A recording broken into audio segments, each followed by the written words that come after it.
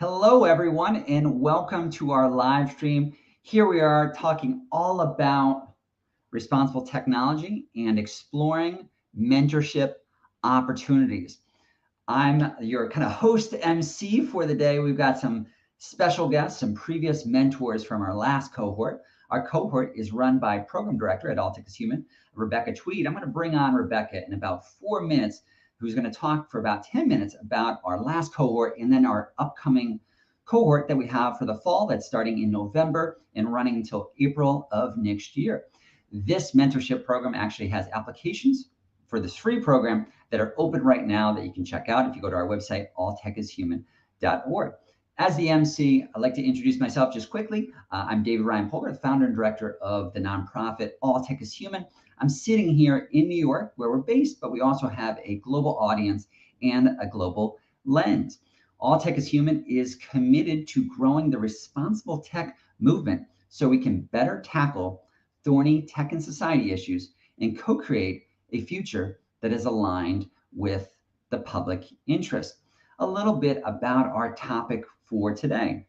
Our organization, All Tech is Human, was started in 2018. And then since that time, we've convened summits and mixers, both in person and virtual. We've also had open working groups and reports. We have a Slack group right now of about 3.6 thousand people. I say all that because we have spent the last few years, since 2018, really trying to understand what this movement looks like, of trying to reduce the harms of technology, diversify the tech pipeline, ensure that technology is aligned with the public interest, seeing this as the future of technology is intertwined with the future of democracy and the human condition. That's a big deal. And we've noticed a diverse range of disciplines, backgrounds, and lived experiences who really want to tackle these thorny tech and society issues.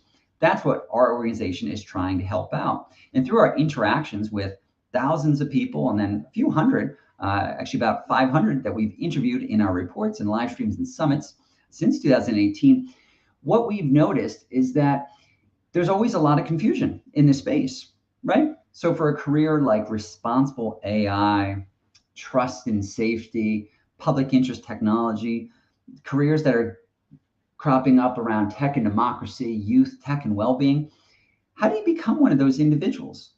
Or if you are one of those individuals, how do you receive support from other people across different companies and sectors to kind of understand how you can grow in your career?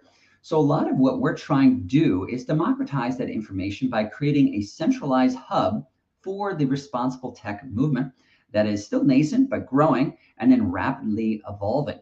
So that's where we have all of our information at alltechishuman.org. Recently, we started a mentorship program alongside, the job board that Rebecca, who's going to be speaking soon, runs. And then a university ambassadors program. So all of these programs kind of work in tandem to surface some of the challenges that individuals are having. If you register through Eventbrite for this live stream, you're also going to receive a shared document that has some of the submissions without attribution for people who wanted to submit their own experiences so far with mentorship, some of the challenges that they're having, but also some of the successes. The last thing before I bring on Rebecca Tweed that I want to mention is that you are not alone. One of the key parts that we've always realized here at All Tech is Human, and I've realized, but honestly, talking to thousands of people since 2018 and also longer. I've been actually in the responsible tech space for about a decade now. So I have a lot of experience with people, organizations, and all these different ideas across civil society, government, industry, academia. And one of the things that we're trying to kind of surface and put out to the community is that there are a host of incredible people, like we're going to bring on these 3 incredible mentors from our last cohort, that are looking to help out, that are looking to guide, that are looking to pull forward. Because to go back to the future of tech as being intertwined with the future of democracy and the human condition, a lot of us, and that's probably why you're tuning in today, are really kind of concerned about where we're headed, but also on the flip side, optimistic, or I'm very optimistic, because you're constantly surrounded by passionate people who are shifting in their career, who are choosing day in and day out to be dedicated towards co-creating a better tech future. That's a big deal. So that's why we're faced with large problems that we're trying to tackle. But on the positive side, we are surrounded by incredible people who are willing to help out. And that's why we're doing our mentorship program. So I'm just going to bring on Rebecca. Hey, Rebecca, how's it going? Hi, David. I'm good. How are you? I'm going to give you the floor and take it over. I'm just going to drop out of the stream. Great. Okay, yeah. Hi, everyone. Glad to have you join us today. We'll be discussing responsible tech mentorship. I'm Rebecca Tweed. I'm the program director at All Tech is Human.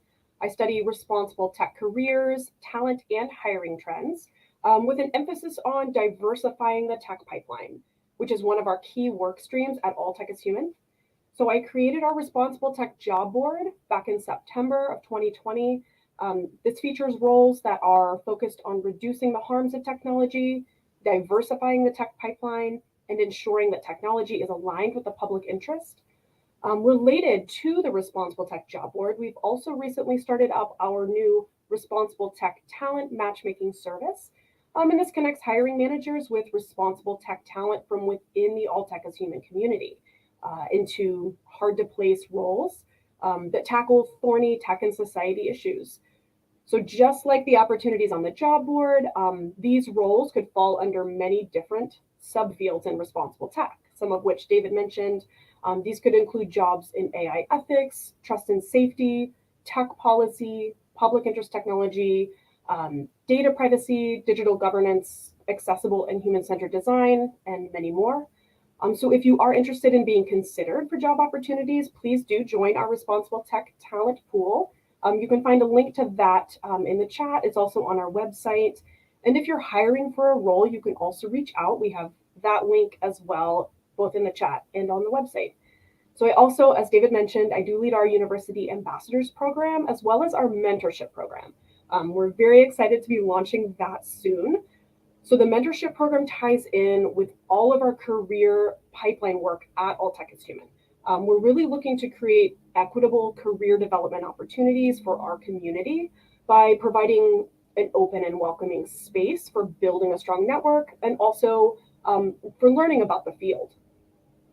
So one of the ways we do this is by organizing this free 6-month mentorship program. So we partner incredible responsible tech leaders with practitioners and aspiring professionals across various subfields of responsible tech. So we did just finish our spring mentorship cohort that connected 180 individuals from 27 countries across the globe, gathered into pods of 4. So we connect one mentor with 3 mentees, and that can both deepen peer relationships and also build that mentor-mentee connection through this virtual mentorship program. There are 6 monthly sessions, and each one is focused on a different topic. Also, we provide access to private Slack channels for each pod of 4, as well as a private mentor channel and a private mentee channel. So applications for our next cohort are open now if you have not already applied. So please be aware the 2-week window to apply is closing on September 30th. So make sure to apply by end of day Friday. Selections will be made and announced on October 17th. And the cohort will run from November of this year through April of next year. So similarly to our last cohort, the fall and winter responsible tech mentorship cohort will be made of these mentorship pods of 1 mentor, 3 mentees, 6-month commitment, once monthly meetings. So some differences from our last cohort, from feedback from our participants from the last one, we will be providing many more networking opportunities for all of our participants, as well as private mentor networking sessions for deepening connections among senior talent, and also opportunities for cross-collaboration between the pods. Specifically for providing a richer experience for the mentors, we will be hosting mentor-only mixers and also opening up mentor-to-mentor pods, as well as providing expanded guidance for each of the sessions with a shared resource center and regular check-ins from All Tech is Human. Also, we are asking more granular questions of potential mentees because we'd like to better align the pods. We're taking into account a tighter range of time zones as well, because this is a global program. So people can get really stretched out with time zones. And this upcoming cohort, each pod will be within 3 time zones so that we can have easier collaboration and scheduling. So for the mentees, if you are applying for mentorship, you will find there are a lot of questions for this reason. It helps us to build a more closely aligned pod so that you can get more out of your experience. So we're asking about time zone, but also fields of interest, experience level, and involvement in All Tech is Human. So please note we are giving priority to those who have been involved in our community. If you don't get selected for this pod, and we have hundreds of applicants already, so unfortunately there are many more people applying than we are able to accept at this time. But please know you can take this opportunity to get more involved in All Tech is Human, and please apply again in 6 months. If you'd like to know how to get more involved in All Tech is Human, you can join our Slack, you can subscribe to our newsletter, attend our events, connect with Kate Gwen, our program manager in charge of community, for office hours. You could become a volunteer, join a working group, and if you're a student, you could join our University Ambassadors program. And simply applying for the mentorship program this time will increase your chances in future cohorts. So we are continuing to develop and improve the program across the board. We received a lot of excellent feedback from our most recent mentorship cohort. We learned that participants most highly valued this opportunity to meet like-minded people at different stages of their responsible tech careers, in a safe environment that was conducive to speaking candidly about work and career development. It's invaluable to be able to compare notes with people who share your values and who are going through similar experiences. Mentors appreciated this opportunity to give back, as well as to have an influence in helping shape the interests and ambitions of mentees, to help expand and clarify for mentees what the wide array of potential pathways and career opportunities available are. So for a lot of people, they might not even be aware of all of what the professional options are. So mentees are able to learn about this. They gain confidence in their interests in developing areas of expertise, and they gain insights into other potential career options. For other pod members, mentees are able to develop connections with peers holding similar interests and to deepen support networks as they're working to achieve similar goals. So now I'm very excited to hear from 3 of our fantastic mentors from our last cohort. They're going to share with us today what they did in their pods, what worked well, what their overall experience has been with the All Tech is Human Responsible Tech Mentorship Program, and what they might have learned from this. So thank you, David. I will turn it back over to you to bring on our 3 excellent mentors.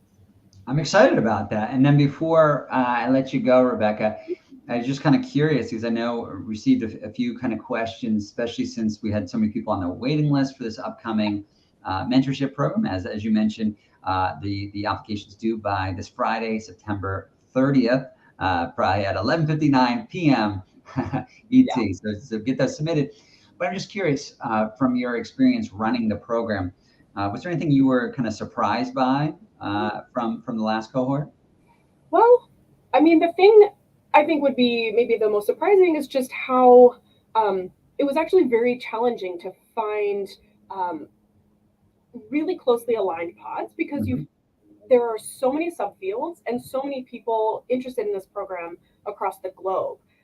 So really what I found surprising was trying to make sure that these connections are as valuable for people as possible, because there's a lot of difference between someone who's just getting started, someone who's been in the field for a couple of years, and so that was the most challenging and something that we're really working on, making closely aligned pods for this time around.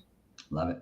All right, so I'm just going to drop you from the stream right now, and then we're going to bring on Sneha, who's going to be our first guest. And again, really incredibly privileged to have her on with our last cohort as a mentor. She's going to tell you all about kind of her career and some of the experience with that.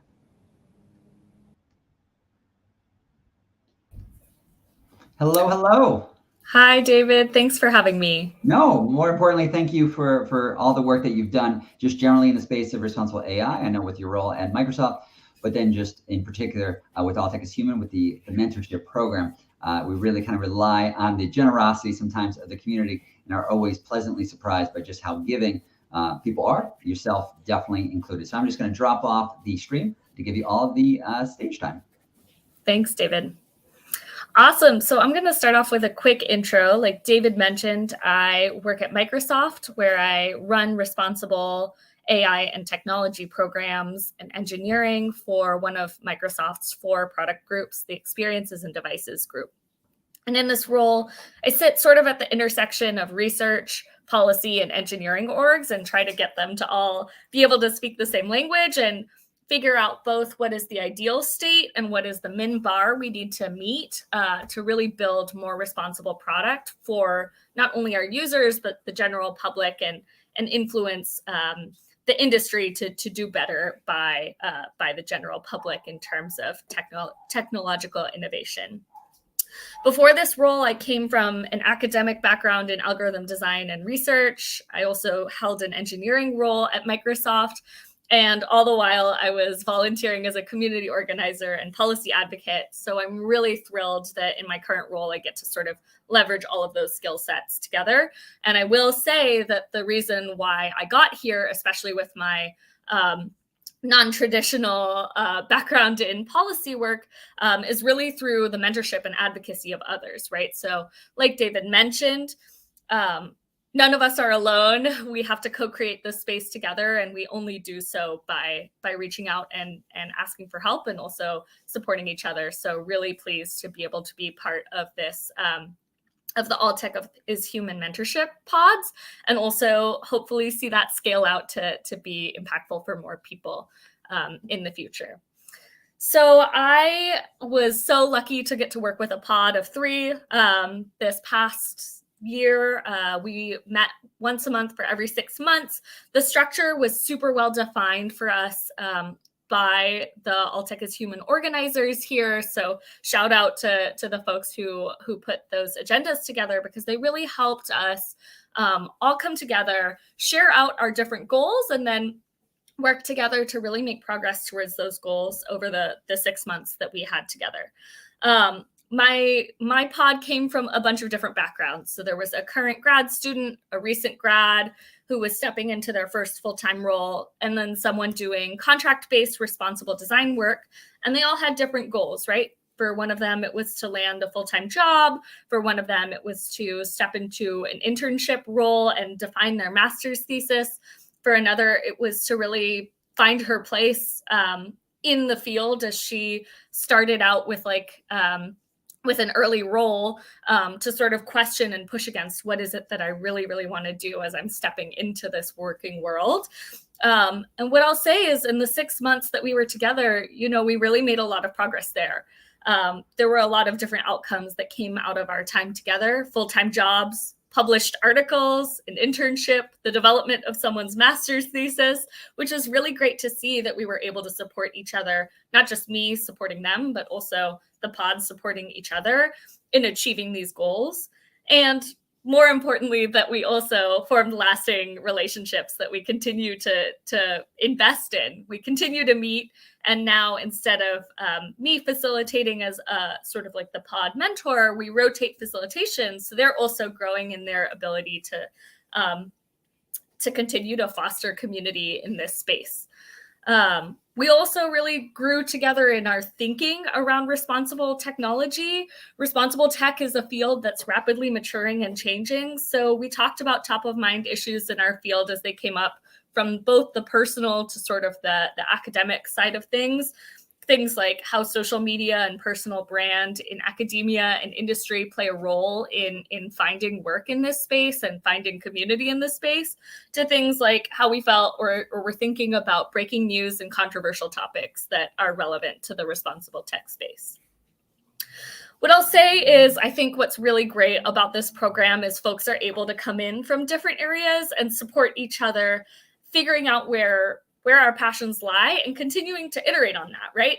Everybody in my pods sort of came in with a different level of concreteness around where they want to go in their careers. And that includes me.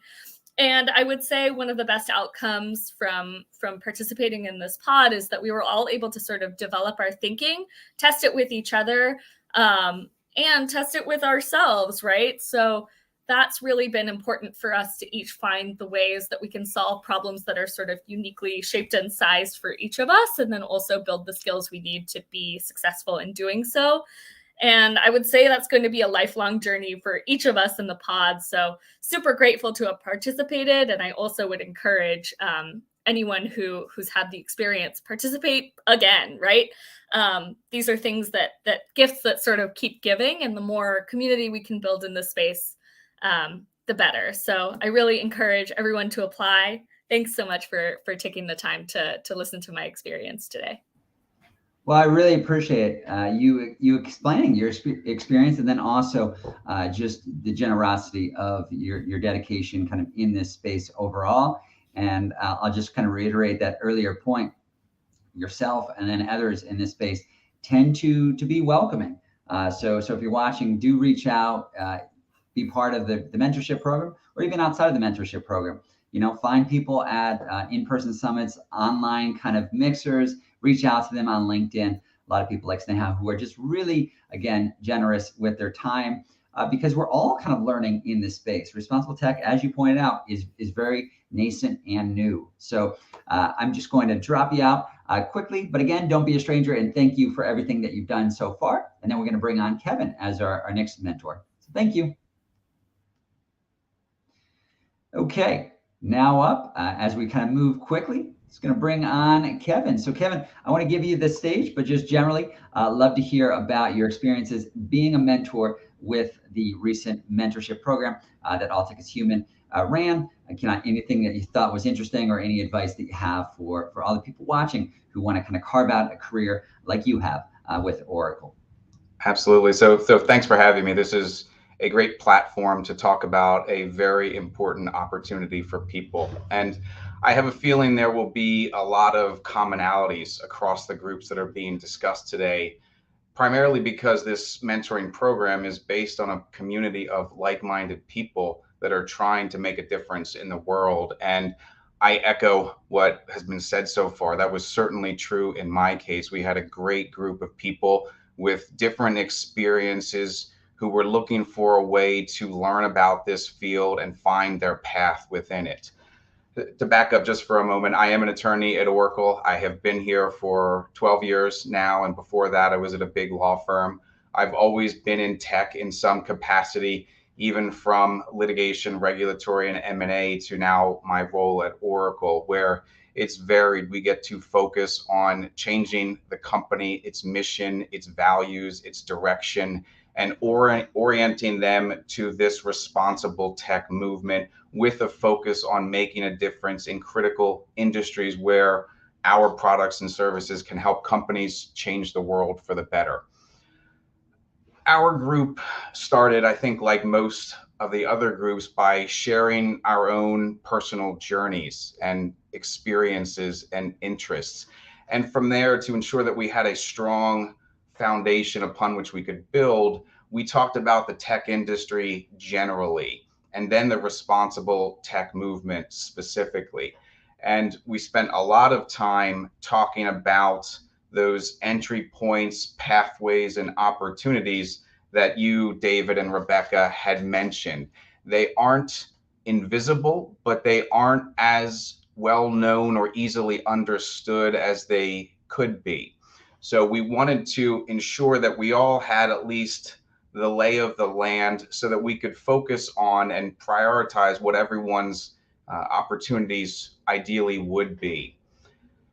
But we made this a lot more actionable. We tried to focus on very tangible takeaways that the group could begin to develop so that they could find and create their own path. And we talked at length about the companies, the organizations, the individuals to follow, the news or developments that were making the headlines, as was mentioned previously.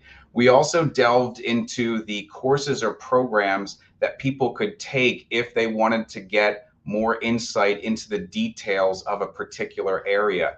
There is a growing mass of open platforms making this type of learning possibility available to anyone, either for free or at low costs. We also talked about the certifications that could be earned to build not just knowledge and capabilities, but also talking points for opportunities when jobs will ripen or be available. And we spent a lot of time also on the skills that people need to develop, not just for now, but also to prepare themselves for the future. And most of our emphasis began on the more technical skills because most people tend to focus on them first because they are a core part of any job in this field. However, we spent a lot of time talking about those soft skills too, the underappreciated ones that tend to set people up just as much for personal and professional success as those technical ones. And together, as we had more and more conversations over time, our approach changed. We had more personal or one-on-one conversations where we broke away from the group just to provide more targeted advice and guidance to people at times of need. And that gave me a unique and opportunity to review everyone's resume and provide feedback, because I tend to see a lot of those over time. I even had the opportunity to prepare a couple people for interviews, one of whom had never been on an interview before. And so to give a framework for what to expect, not just how to be ready for it, but to be confident in it, that was something that could only have happened through a program like this, and fortunate timing. And one of the things that I was most grateful for was the opportunity to help one of the people make a very difficult decision between two amazing job offers. So this program began as the group coming together to learn about each other, to find ways to help one another, but it then became even more focused on individual success. And I think that was one of the things that became more appreciated and what has allowed the relationships to grow and continue.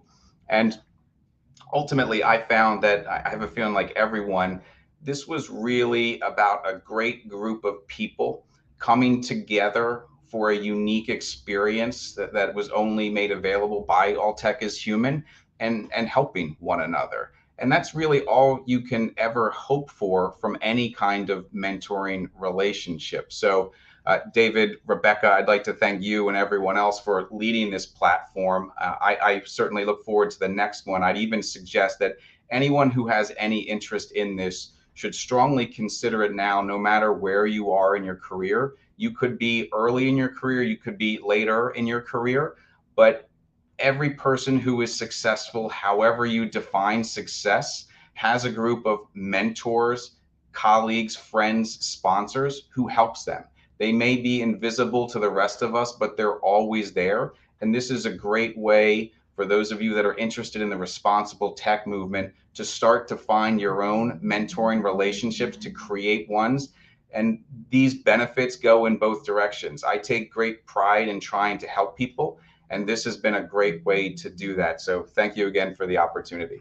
Well, Kevin, no, thank you. And I really appreciate the kind comments that you have, especially around the work that Rebecca is doing. And then I will say it's really about the community that's come together to kind of help one another. We've also had people who have mentored individuals, maybe if they're mid-level on the entry side, but then seek mentorship from somebody who's more senior. So everybody is in kind of the same boat as you point out, Kevin, around the responsible tech movement being such a nascent, rapidly evolving space. So I'm just going to drop you off the stream right now, but again, really appreciative of everything that you've done for the program. Thanks.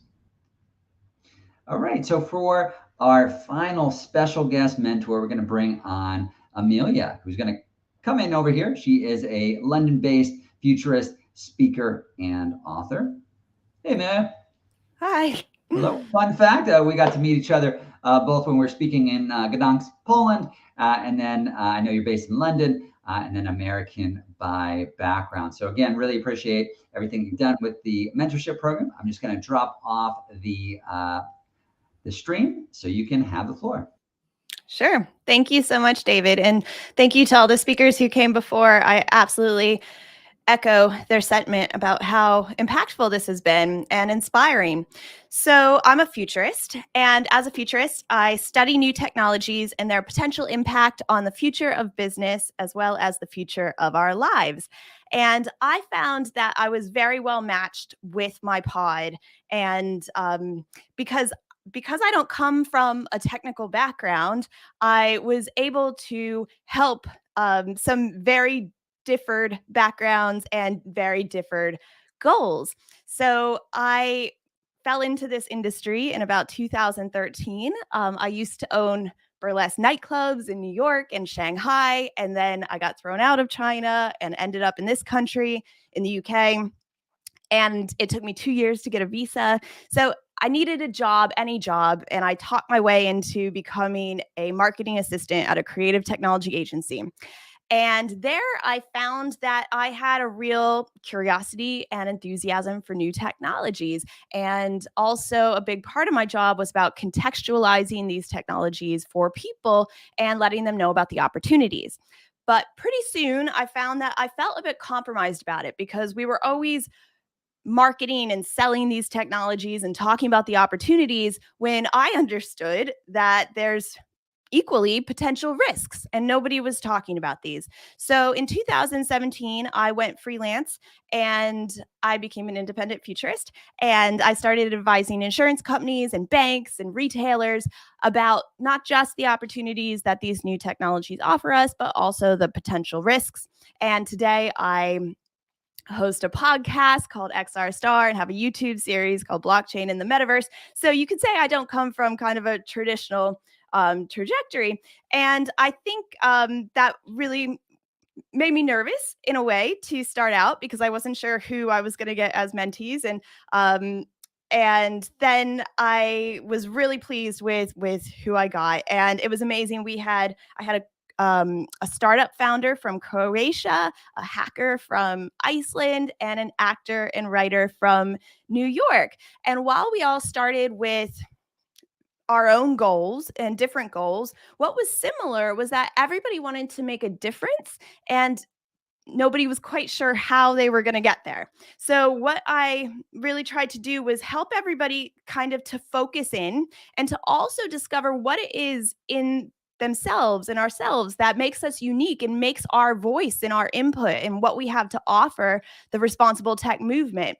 And that's different from what other people can offer. And I think that was a really important kind of overall theme and takeaway that we came away with, is that we all have an important role to play in this ecosystem. And part of what I do as a futurist is to try and empower people to understand that we all play a role in here, and the decisions that we make every day are having an impact on the future. So getting everybody kind of focused, I did do feedback in between sessions. I reviewed business plans and had ideation sessions, and also made some really important introductions, kind of trying to help expand people's network. And then I also gave homework. So we went along with the program, but we also, I guess what really came apparent to me and some of the skills that I have that I could kind of pass on was when it comes to getting that focus and then how you present and how you introduce yourself. So all three of my mentees are in a position where they kind of need to present themselves in front of investors, or even just at parties, or in one case in front of the government, and how you're going to do a presentation confidently in a focused and concise way, in a way that everyone can understand, that's accessible and inclusive, and also that kind of like elevator pitch. How are you going to explain some of these huge concepts in a way that people feel comfortable with? So we did sessions like presenting and feeding back and elevator pitches. I also asked them to grade themselves at one point and to come back and defend their grade, and then also give themselves homework on how they could improve on reaching those goals. And we concluded with doing a recorded panel session. So we had really created kind of a safe space for ourselves. A big part of our monthly sessions was sharing and catching up and sharing the kind of struggles and the things that we're looking at and kind of talking around those and seeing if we can support each other. And yeah, and I guess the kind of conclusion there was some very significant reaching of these goals. For one of my mentees, the goals changed, and I think that's really great. And I really wanted to reiterate to her that, you know, this is all a process, and we are where we're supposed to be. And this program, you know, you start out thinking you're going in one direction, and then you realize that there's another opportunity there. And I think that is all part of the journey. And we're still in touch. We have a session in a couple of weeks to catch up and to support each other. And it's just been, you know, I joke that I don't like to do anything for free. It's kind of true, but this didn't feel like work. This was a joy. I look forward to it. You know, we kept in touch in between sessions via emails and texts and stuff, and it's just been a really positive experience, and I really can't wait to do it again and see who I get to meet next time. So thank you. Well, thank you, Amelia. And then we're sending you a check for 5,000 karma points because I mean, it really pays knowledge forward. I think that as you mentioned, Kevin mentioned, Sneha mentioned, right? We all depend on mentorship. You yourself, kind of coming from a different background, carving a career. Everyone has mentioned the same type of idea. So congrats for everything that you've been able to carve out over the years. And again, big thank you for everything you've done for the mentorship program. Another fun fact, you mentioned the startup founder from Croatia, Sarah from behooves, is actually in New York right now as part of the Startup Accelerator. I had coffee with her not too long ago at our office here in Manhattan. So Amelia, thank you so much for everything that you've done. Oops. All right. Now, as we're winding down, kind of the last track for this live stream, again, thank you so much for everyone tuning in and everyone who kind of tunes in later because everything does get recorded as a video and lives out on our YouTube page and anywhere else that we put it at with All Tech is Human. Wanted to bring on Rebecca for some of these kind of quick, takes on a lot of the commonalities that we find with the mentorship program or just mentorship in general. But first off, saw a great question in the comments, really around different cultures and backgrounds, and then how that can sometimes go from being a challenge or impediment to rewarding experience. And then one of the things I've noticed with not only our mentorship program, but also our Slack group and our summits and mixers is that All Tech is Human is trying to do something a little different in that we view everything through a global lens. That is very intentional. And one of the reasons is because, as we mentioned, the future of technology is intertwined with the future of democracy and human condition, but also everything is both local and global at the same time. They're intersecting. So one of the things that can seem like a challenge, one, we always have time zone issues. That's a major actual challenge. But the rewarding part, especially around the mix of cultures, is that it allows us to be challenged about our own kind of misconceptions or preconceptions around what a better tech future even looks like. That's everything we're trying to do, right? Co-create a better tech future, one aligned with public interest. But one of the reasons why we try to have so many different types of groups and thousands of people involved is because we don't want to just have a few key, thought leaders who say, this is my idea, this is what a better tech future looks like, and then disseminate it and then it adopts. Because that really can kind of steamroll a lot of different cultures and backgrounds. So that can be a challenge, right? Because here I am sitting in Manhattan. So even from an American perspective, that's different than if I lived in middle America, right? Being on a coastal town, you get a different experience.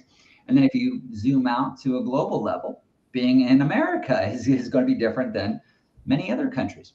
So having those all mixed together really challenges our kind of like hardened beliefs sometimes of what a tech future looks like from being in a certain spot in America or wherever you're based. Because by always confronting kind of these differences of opinion, of cultural norms, I think it's wildly beneficial to what we're trying to do. Because again, we're not trying to say we're organizing 10 people and these are the ideas you're going to follow. It's quite the opposite. It's a very bottom up approach. Instead of a pack of wolves, we try to think of it like a flock of birds that learn to fly together based on the community values and just this natural kind of way that it's moving forward. And that's a lot of what we're trying to do. So Rebecca, I'm going to hit you with a few questions. We had a ton of people submit them, a lot of them really interesting. A commonality with a bunch of them was around kind of this challenge that a lot of people face from a non-technical background. Okay, Gwen, who you mentioned, program director, program associate at All Tech is Human, working aside with Sandra, who we recently brought on, also with the team that you should get to interact with the mentorship program. Recently ran a program around kind of this insecurity or imposter syndrome that many of us feel. So, Becca, I'd love to hear your thoughts on that with this mentorship program. It seems like a lot of people feel like they don't always naturally belong because they say, wait a minute, I have a background in psychology or social or law, and do I belong in the tech conversation? Do I belong in this mentorship program? Right. Yeah. I'm so glad we ask these questions. Like in the Eventbrite application to register for the event, we have these questions about, what are your experiences? And I think, I learned so much from the community, just learning like what their pain points are, what they're struggling with. And it is something that comes up so often. There's kind of like two parts to it. One is people who maybe haven't met anyone in the responsible tech space. We see that quite a bit. And I think, that's why I'm so glad, like not only the mentorship program is available, but things like our responsible tech guide, which we just released a couple of weeks ago, where you can really see all of the people in the space, from across different subfields. You can really get a feel for who's here and who's done work and who you can learn from.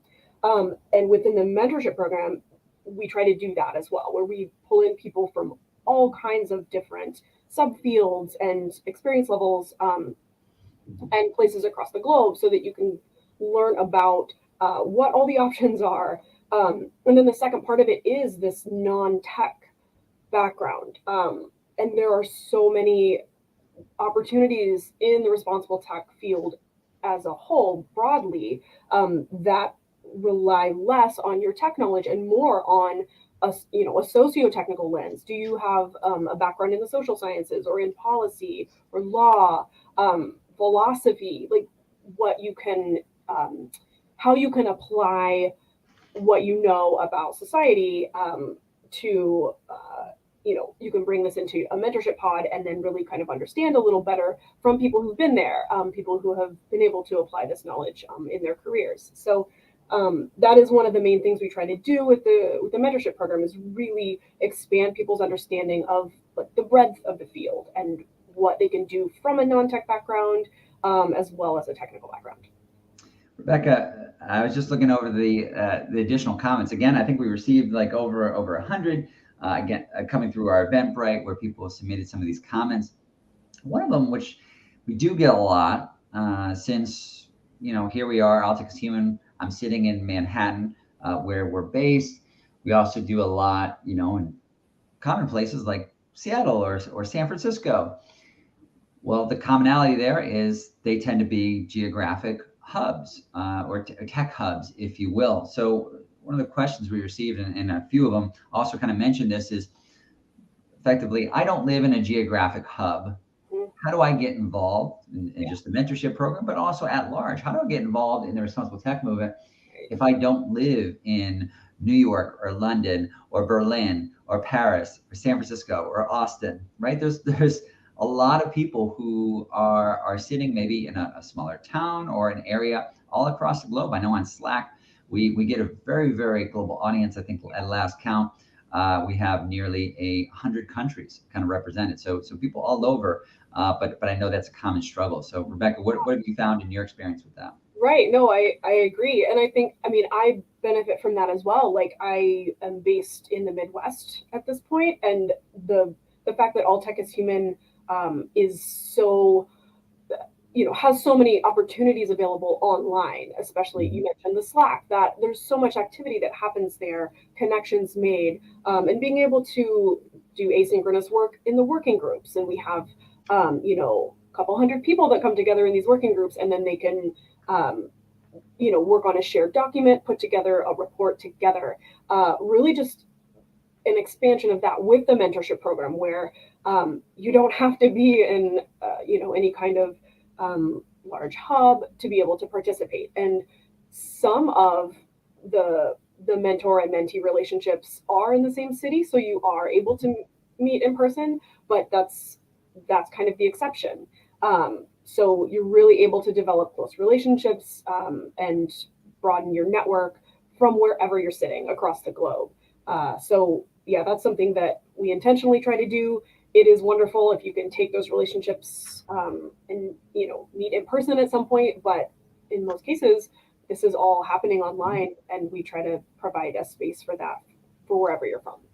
And Rebecca, for our final question, I know I could go on, we can continue this for the next 4.5 hours, but again, we'd love for people to continue the conversation, whether it's on Slack. And as you mentioned, good to point out that while we try to do these in-person gatherings and mixers and summits, we also are balancing those out. We're trying to balance those out with virtual kind of experiences. I know even during COVID, did a lot of virtual summits, but just mixers. We held one recently. And then you mentioned working groups. I know we'll have one pretty soon around tech and democracy.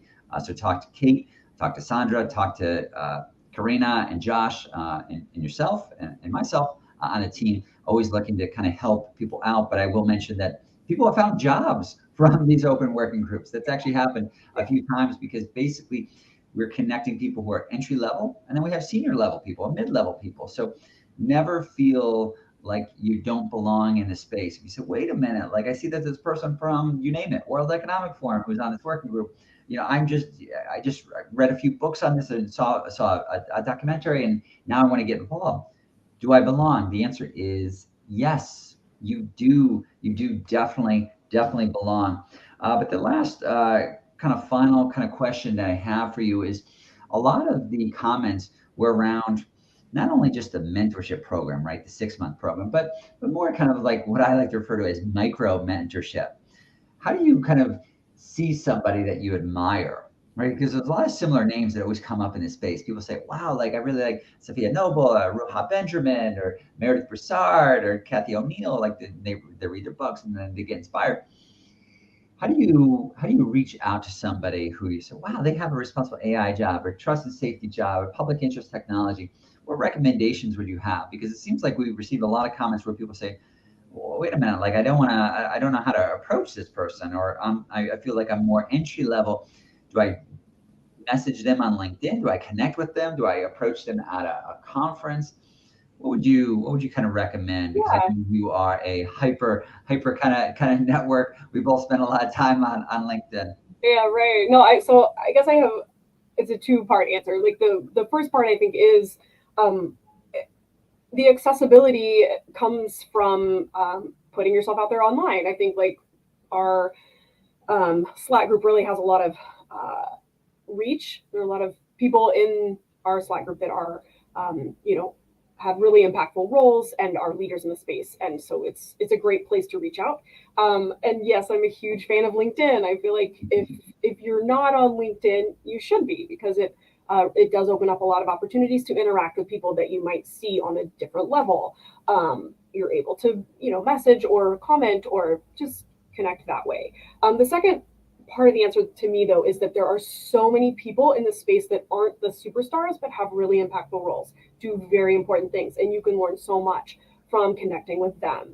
So I would say aim high, but keep your options open, because there are so many people to reach out to that will help you along the way in your career, and you can learn a lot from. I love that. It's a good way to kind of end our conversation together. Again, so much material. Remind everyone to apply to the mentorship program. It's free, entirely free program. We're a nonprofit 501c3. committed to kind of co-creating a better tech future when aligned with public interest and overall growing this responsible tech movement with all different backgrounds, lived experiences. That's what we're trying to do. So Rebecca, thank you for everything that you do. And then the rest of the team, we're always just kind of looking to help out, stay involved, apply to the program, and then even just outside of that, find people who want to help out. It's a really responsive and generous community. So Rebecca, I'm just going to knock you off, and then we're going to wind everything down here. Thank you again, Rebecca. I think I caught you mid-sentence, but again, I appreciate everyone tuning in today. Please stay in touch. As a reminder, I'm David Ryan Polgar with the nonprofit All Tech is Human. Thank you so much, and have a great day.